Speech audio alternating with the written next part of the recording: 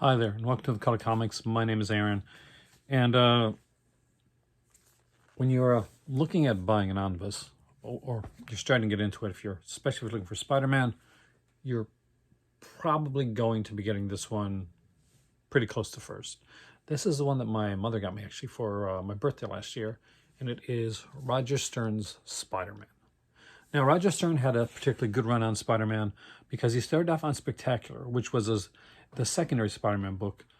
But at the time that he did it, Spider-Man wasn't doing too well. In fact, it was kind of going down in the whole ratings, the comic book ratings.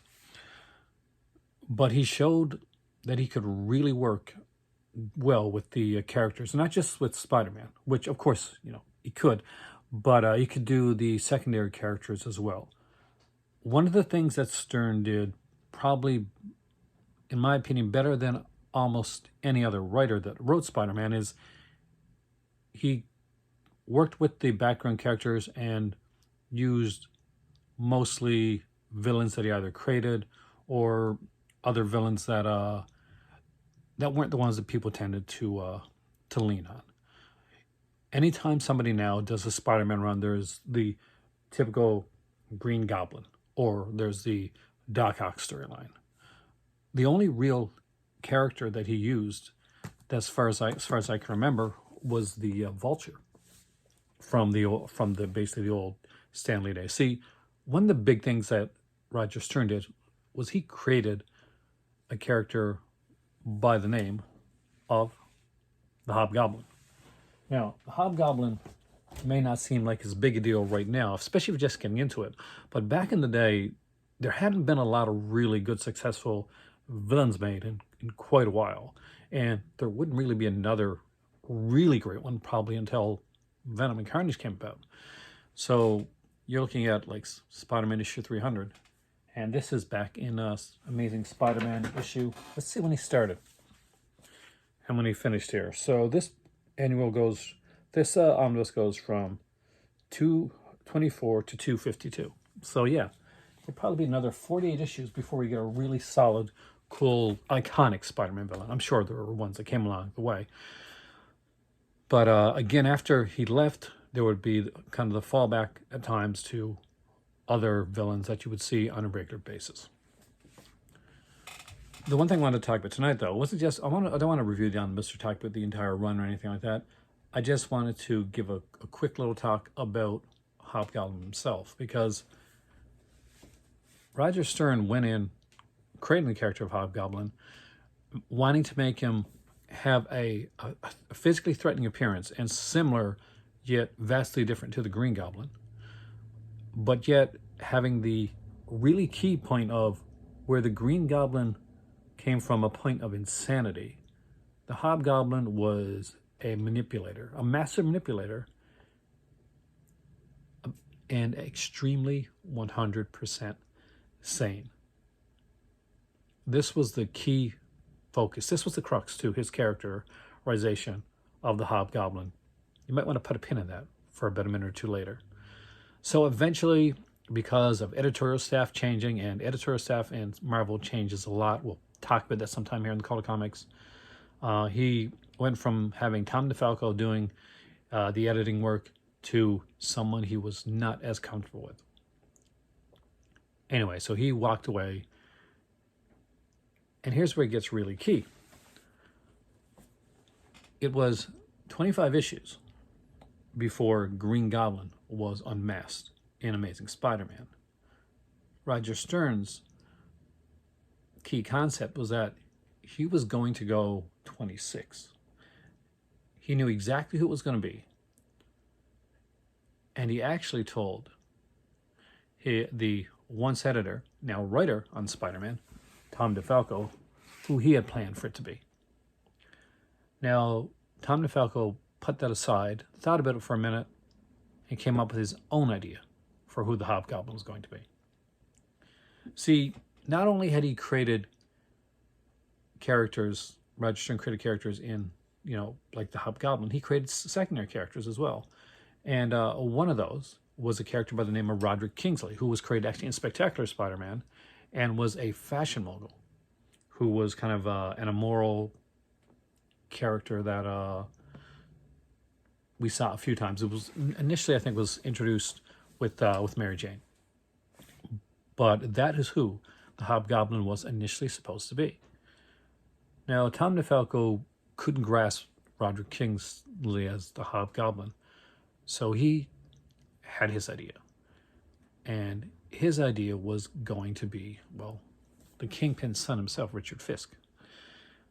Unfortunately, the editor at the time, a very young Jim Owsley, better known now as Christopher Priest for you Black Panther fans, who was at the time, and he would say this too, was way too young to have the job that he had, and he did let it get to his head a bit and created quite a few enemies, including Tom DeFalco, to the point where when he asked DeFalco who the Hobgoblin was going to be, because they were going to be revealing it soon, DeFalco did not feel safe in telling him his plan of it being Richard Fisk.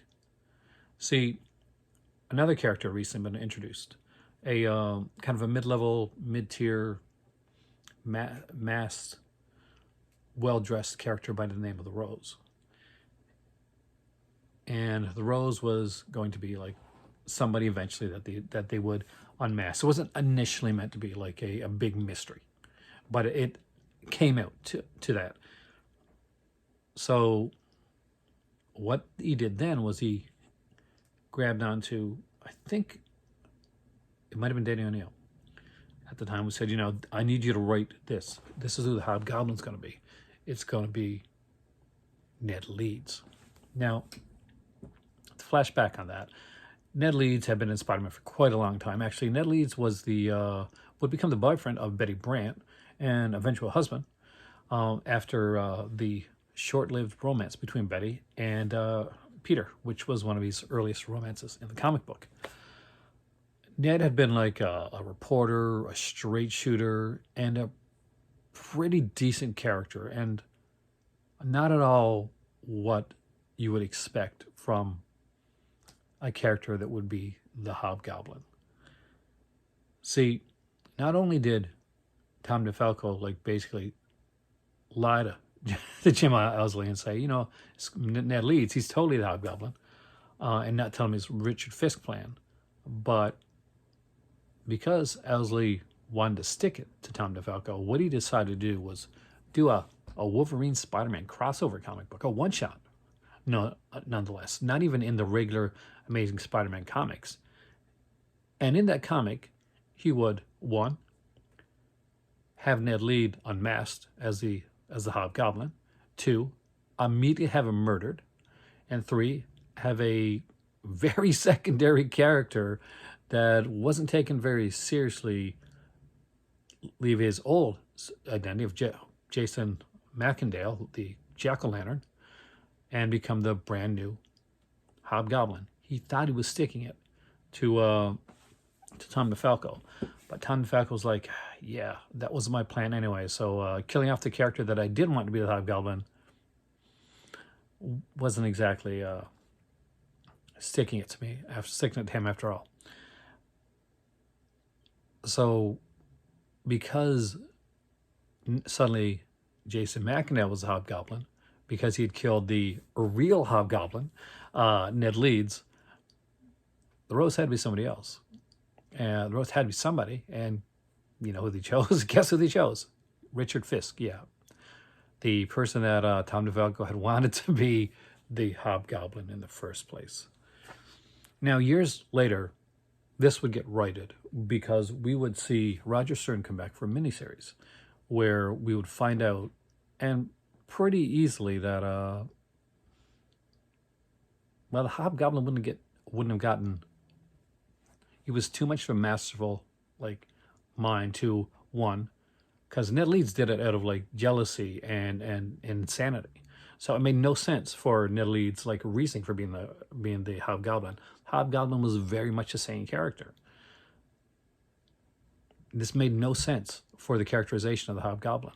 So when Roger Stern got to come back years later and do a miniseries to reveal the true identity of the Hobgoblin retroactively, we finally got to see the Hobgoblin unmasked as Roger Kingsley. Now, unfortunately, it had been years down the road, so the punch that it would have had if he had completed his run was not there. But it's still a great story, and I do have the graphic novel.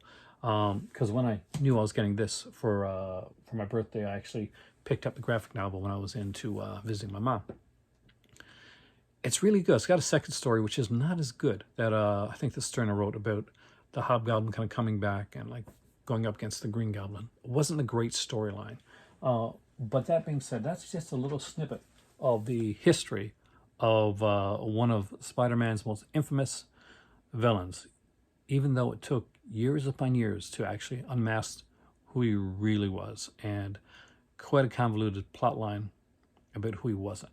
Now, the thing is, you don't get to see the unmasking or any of that with when it comes to in this, because this is the genesis of the Hobgoblin. This is a creation. We get 4 really great storylines of the Hobgoblin throughout here. Some really great like unmaskings that turn out to be like not him. Like he's really good as a character. And for me, the original run of the Hobgoblin, actually, I'm going to go there, beat out the Green Goblin for me, because he was just so good at playing other characters like chess pieces. It's an incredible run. I really recommend checking this out.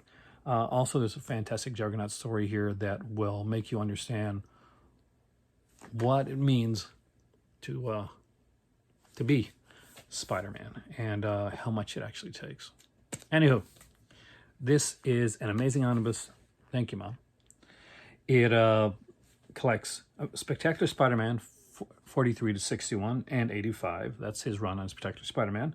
Amazing Spider-Man 206, and then his run on Amazing Spider-Man, which went from 224 to 252, and the annual 16 and 17. There are some special features in the back, but you know what? We'll save that for when I review this omnibus. And honestly, I do plan to do that in the future, and I am looking forward to it. Hopefully you had a little bit of fun with that, and let me know if you were a fan of the comic back in the day, and if you had known about the whole Hobgoblin debacle before, if this was something new for you. Anyway, I'm Aaron. Thank you for joining me tonight here in the Call to Comics. I've got quite a few like omnibuses behind me that I have to eventually dive into, and we'll get into a little, like, every once in a while, if you like this, we'll do little tidbits and facts and interesting little stories of behind the scenes of some of the great comics and some of the great comic work of all time. See, initially, I had thought about doing this on well, I'll leave that for next time. See you later.